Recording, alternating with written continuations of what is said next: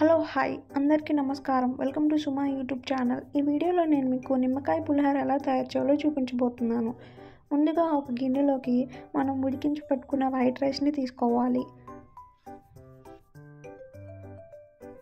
ఇలా వైట్ రైస్ని కొంచెం చల్లార్చే వరకు ఫ్యాన్ కింద పెట్టుకున్న తర్వాత దాంట్లోకి ఒక స్పూన్ మనం పసుపును కూడా యాడ్ చేసుకొని కలుపుకోవాలి. తర్వాత దాంట్లోకి ఒక స్పూన్ ఆయిల్ కూడా యాడ్ చేసుకొని మొత్తం బాగా కలిసే విధంగా బాగా కలుపుకోవాలి.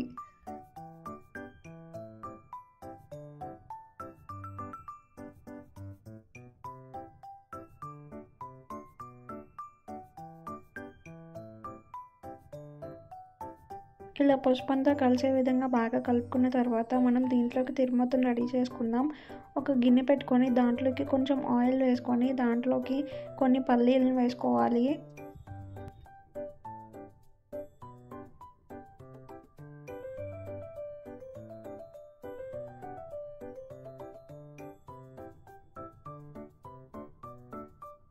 ఇలా పల్లీలు కొంచెం హీట్ అవుతున్నాయి అనగా మనం దాంట్లోకి 3 ఎండుమిరపకాయలు ఇంకా మనం ఒక 2 పచ్చిమిరపకాయలను కూడా దాంట్లోకి యాడ్ చేసుకొని కొంచెం ఫ్రై చేసుకుందాం. తర్వాత దీంట్లోకి కొంచెం తిరుమత దినుసులు కూడా యాడ్ చేసేసుకోండి.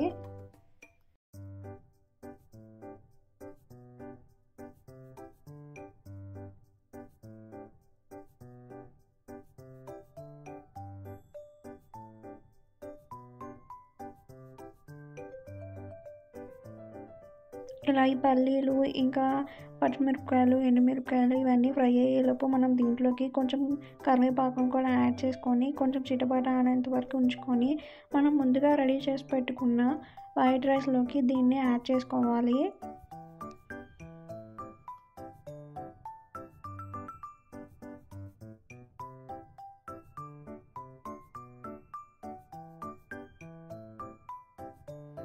ఇలా తిరుమత దీంట్లోకి యాడ్ చేసిన తర్వాత బాగా కలిసే విధంగా కలుపుకొని దీంట్లోకి మనం ఒక స్పూన్ సాల్ట్ని యాడ్ చేసుకోవాలి.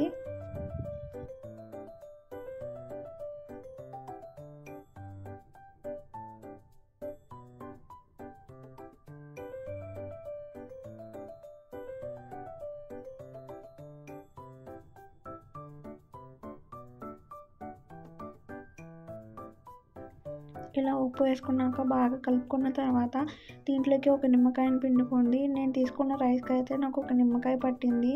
మీరు రుచికి తగినంత యాడ్ చేసుకోండి. సాల్ట్ తగ్గితే కొంచెం సాల్ట్ని కూడా యాడ్ చేసుకొని బాగా కలుపుకోండి.